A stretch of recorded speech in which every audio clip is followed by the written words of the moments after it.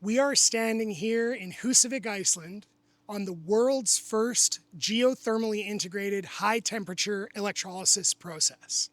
That allows us to take heat and electricity and really efficiently convert it into hydrogen. My name is Dan Sutton. I'm the CEO of Syntholene Energy, and we are in the business of producing very high performance, carbon neutral, and infinitely scalable synthetic fuel. Break down the project here today. Here we are standing on Syntholene's very first demo site. We have successfully integrated geothermal electricity and heat through our proprietary thermal coupling heat exchanger to an electrolysis device that's called a solid oxide electrolyzer cell. Now that's a lot of jargon and words, but what it means is that we can use exceptionally cheap heat and electricity in a more efficient way than has ever been done, allowing us to produce hydrogen that is of exceptional purity and very low cost. This is the critical feedstock that unlocks an abundant future of all kinds of synthetic fuels, from e-diesel to e-gasoline. But what we're most interested in is synthetic jet fuel, kerosene that's spec'd for the aviation industry, both civilian and military. Could you give us an overview of the current market of jet fuel in terms of crude oil and bio-based product? So jet fuel is really hard to substitute for. If you want to fly in a jet airplane from London to New York in a matter of hours, you have to use Jet A1 kerosene. It's the only show in town because of its exceptional energy density. It's about 50 times more energy dense than a lithium-ion battery, which allows a lot of thrust to be contained in a very small amount of weight. So synthetic fuel really is the next generation. It allows us to combine hydrogen and carbon from the ground up. Those are two very abundant molecules that if you can get them cost efficiently, they're all over the world, they're all over the Western world, they're all over nations that can produce this fuel domestically and independently. And then we synthesize them together, making a designer molecule, an exceptionally high purity fuel. And that's the next step in evolution of alternative fuels that can effectively substitute away from kerosene. Geothermal coupling is the edge here. Could you break that down? So we are the beneficiaries of some pretty substantial technological advantages that have only come to fruition just in the last few years. Mainly, the process of high temperature electrolysis. This is manifested in gear called solid oxide electrolyzer cells. And instead of traditional electrolysis routes that run at very low temperatures and frankly quite low efficiencies, the SOEC is way hotter and way more efficient. You can hear it kicking on behind me, the thermal coupling. The SOEC also has another advantage, and that it delivers about a 40% efficiency gain even if you just use electricity. But because it operates at such high temperatures, you can also use industrial heat. This could be waste heat from an industrial facility. It could be the heat that's generated from a fission nuclear reactor. But one source of exceptionally abundant heat is geothermal. So we're really lucky where we are here in Iceland. Today we're in the north of Iceland, but Iceland generally has an abundance of geothermal resources. These allow for firm baseload power. The power plants that run on geothermal are delivering energy with close to 99% uptime, and they also have a lot of waste heat. So you get this stable baseload electricity, this fantastic co-located heat source, and it allows us to run this SOEC with a yet unprecedented level of efficiency, truly unlocking the first cost-competitive alternative synthetic fuel that we can imagine.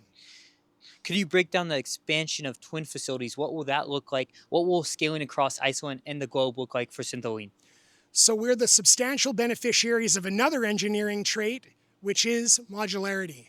We're seeing all kinds of different engineering systems, energy systems move towards more modular deployments. We've got small modular nuclear reactors that are reaching criticality in the United States this week.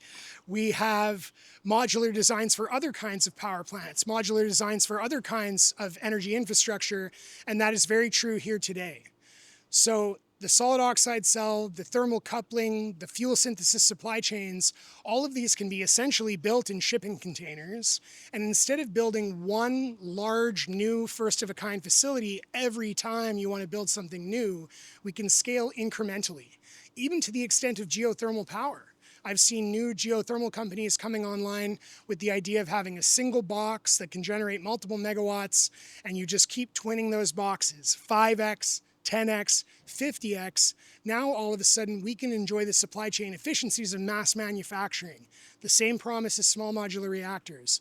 Instead of just buying the box, we can buy the box that makes the box.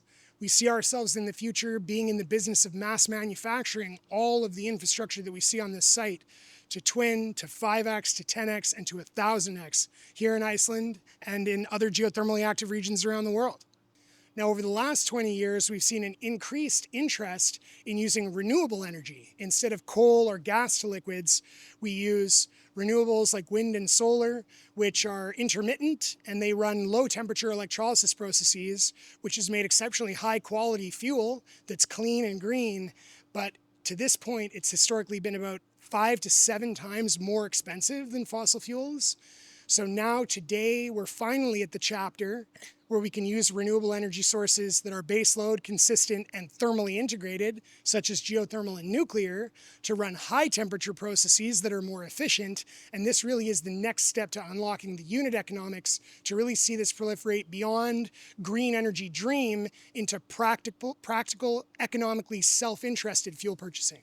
You have a potential offtake agreement with Icelandic Air. Could you break that down and talk about how the airline industry has been pushed because of the price fluctuations here?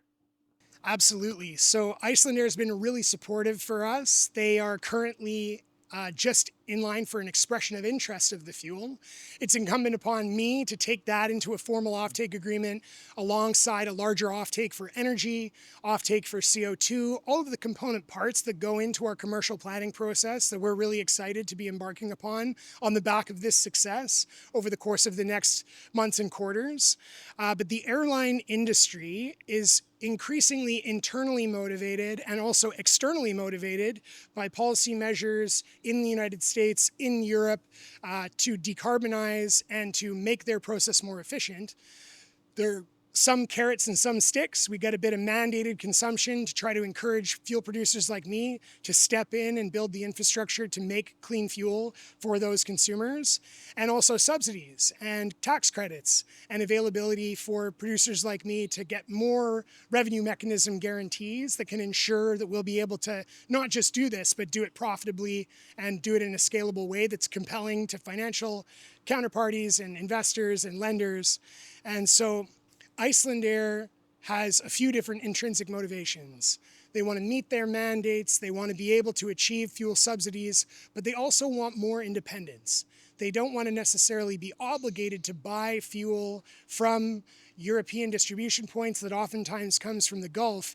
And I think their desire for increasing energy sovereignty here in Iceland is a strong intrinsic motivator for the company. Now, it's also true that many other airlines are in the market for this fuel. Oil and gas companies, oil and gas traders. We maintain a lot of relationships across those supply chains.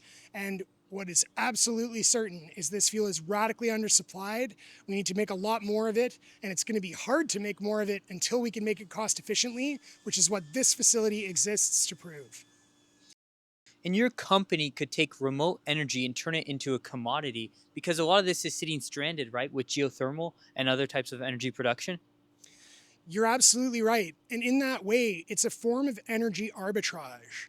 If we're in regions like Iceland that have an untold abundance of geothermal potential, but a very small population to consume that energy, then we can turn that energy, essentially transmute it into a shelf-stable, easily transportable liquid chemical battery. That's what liquid fuels are. Hydrocarbons are probably the most efficient energy storage mechanism that we can conceive of today, and they work in all the existing pipelines and tankers. So in that way, by helping Iceland expand its geothermal generation capacity on the back of underwriting more e-fuel production infrastructure, we're taking an energy surplus from one corner of the world and distributing it cost effectively over all the rest of the world. And could you talk about future commercial build outs? You have a $500 million top line target on your first project. Break that down. So our first commercial production facility targets about 20,000 tons of production per year. It'll require probably between 40 and 55 megawatts, depending on how the final design is completed. And that's not a huge lift. We're going to need a lot of support. We're going to need a lot of help. But we have a lot of self-interested economic parties that want to be a part of that. And even at that relatively small production footprint, might sound like a lot, but relative to the liquid fuel market, it's very, very small. We have a strong set of evidence that we can demonstrate our own profitability, that module on its own is a great financial backbone that will justify further investment capital and further expansion. I think this is a step beyond the valley of death that a lot of clean energy companies miss, is that sure, they can be clean, they can have government support, they can have advocacy, but they need to turn a profit, and a compelling profit. And if we do that even at a small scale, then that is what really unlocks the self-interested future of scaling up production with the right kind of financial partners, the right kind of off-takers. So that will be in planning reasonably through the next 6 to 12 months. We've got some great partners that are coming on board right now. We're going to need more supply chain contributors, lenders, project equity investors, off-takers. All of these components need to come together, and that's incumbent upon me to get the right amount of power, the right amount of CO2, the right deals done. But I think it has never been more achievable than today, and seeing the stakeholders that we've had around the table just for this launch of this facility, there is a lot of excitement for the future of, yes, clean and high-performance fuels, but high-performance fuels that can scale to an economically self-interested choice, cost competition with fossil fuels, and eventually be cheaper than the fossil fuels that we're buying today. And are you targeting that first commercial project in Iceland? We absolutely are. We love it here. There's a lot of geothermal. There's a lot of political tailwind. Now we've shown them that we mean business. This isn't just a PowerPoint. This isn't a financial model. This is a real operating facility. And so we absolutely hope to build a commercial model here that we can then export that technology all around the world, including back home in the United States, and anywhere where thermal power, co-located electricity and heat is abundant. That's largely with geothermal today, but the future of doing this with nuclear power, as we see a new nuclear renaissance taking shape in the United States, it's very, very exciting to us. The SMR market is booming in the US. Could you talk about how you could co-locate with SMRs? So small modular reactors and even historic reactor designs like the AP1000 are exceptional in their capability to generate electricity, but also to generate heat. Essentially, how any nuclear fission reactor works is it creates a bunch of heat. That heat is turned into steam. That steam spins a turbine. So it's not so different than geothermal, which is interesting. You got the heat, you got the steam, you got the turbine. We're heat agnostic, we like to say.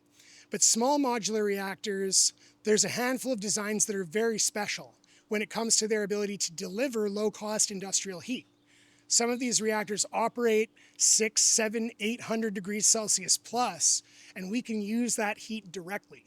Of course, we want to see more electricity spun up from small modular reactors, but when we use our process to co-locate that electricity demand and capture that waste heat, small modular reactors might not have any better industrial application than making synthetic fuels. We want to run a lot of data centers. I think all of that is good news, but when it comes to efficiently using the energy that's generated, the capture of heat, the capture of electricity, and then the use of those inputs very efficiently through a process like SOEC could be the best show in town for energy independence. Hydrogen is the key unlock. We have to make it cheaply if we envision a bright future of low-cost synthetic hydrocarbon fuels, and no one has ever effectively integrated a geothermal energy source using both the heat and electricity in a paired energy combo pack to run a high-efficiency electrolyzer quite the way that we've done it today. We are actively producing hydrogen right now at this site, and it is very likely cheaper than fossil-fired steam methane reforming hydrogen across Europe today. Thank you for the time.